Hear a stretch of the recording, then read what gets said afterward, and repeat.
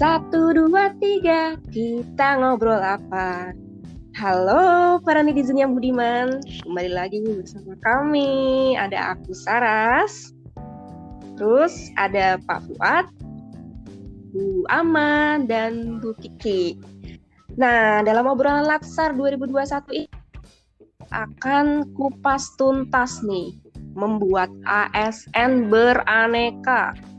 Bukan beraneka macam pilihan ya, tapi aneka itu adalah sebuah akronim nih dari akuntabilitas, nasionalisme, etika publik, komitmen mutu, dan anti korupsi tentunya. Jadi sebenarnya nilai-nilai aneka itu pentingnya apa sih buat ASN? Ya karena nilai aneka itu sudah tertuang di UU nomor 5 tahun 2014 tentang aparatur sipil negara, bahwa nilai-nilai dasar yang wajib dimiliki oleh ASN supaya tetap bisa memberikan layanan publik yang prima. Nah, untuk lebih jelasnya nih, saya nggak akan sendirian nih ngobrol tentang aneka. Ada 3 teman saya yang kece-kece yang akan membantu kupas tuntas satu persatu dari A dulu nih, akuntabilitas. Nah, mungkin bisa nih Pak. Ya, akuntabilitas. Akuntabilitas sendiri merupakan kewajiban pertanggungjawaban yang seharusnya dicapai. Jadi kita sebagai PN mempunyai kewajiban untuk memenuhi tanggung jawabnya demi menjamin terwujudnya nilai-nilai publik.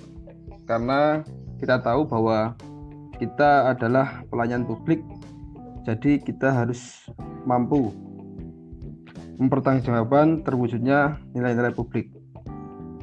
Apa saja nilai-nilai publik itu? Yaitu diantaranya yang pertama, kita mampu mengambil pilihan yang tepat dan benar apabila terjadi konflik antara kelompok publik dengan kelompok sektor, kelompok atau pribadi. Yang kedua, memiliki pemahaman dan kesadaran untuk menghindari dan mencegah keterlibatan PNS dalam politik praktis. Yang ketiga, kita dapat memperlakukan warga negara secara sama dalam penyelenggaraan pemerintahan pelayanan publik. Yang keempat, menunjukkan sikap dan perilaku yang konsisten dengan dan dapat diandalkan sebagai penyelenggara negara. Jadi di sini saya sebagai contoh, saya selaku guru olahraga melakukan tanggung jawab saya melaporkan setiap kegiatan dan mengevaluasi setiap kegiatan pembelajaran kepada orang tua wali murid dan memberikan penilaian terhadap siswa-siswa yang saya ampu. Mungkin A tadi akuntabel, sekarang ke N, nasionalisme nih. Ya, sudah kita ketahui bersama ya teman-teman. Nasionalisme itu artinya cinta tanah air, yaitu sikap yang tidak membeda-bedakan antar suku, agama, dan ras. Sehingga di sini kita punya kesamaan cita-cita dan tujuan agar terwujud kecintaan kepada bangsa kita. Nah, adapun gagasan yang akan saya bahas di sini yang pertama yaitu mengadakan acara catering. Nah, di sini cateringnya semi formal saja. Jadi nanti pesertanya itu dari seluruh pegawai di instansi tersebut. Nah, dalam rangkaian catering itu ada kegiatan ngobrol santai tentang aneka yang sudah dijalani, saling memberi masukan dan penguatan. Gagasan yang kedua yaitu apel pagi. Nah, rutin dilaksanakannya apel pagi. Selanjutnya, nasionalisme juga bisa diwujudkan dengan kegiatan festival budaya seperti Langan Carita.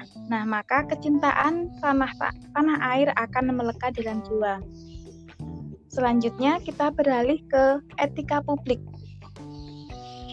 Ya, kita ketahui bersama teman-teman bahwa etika publik itu adalah standar yang menentukan baik buruknya, benar salahnya, perilaku dalam menjalankan pelayanan publik.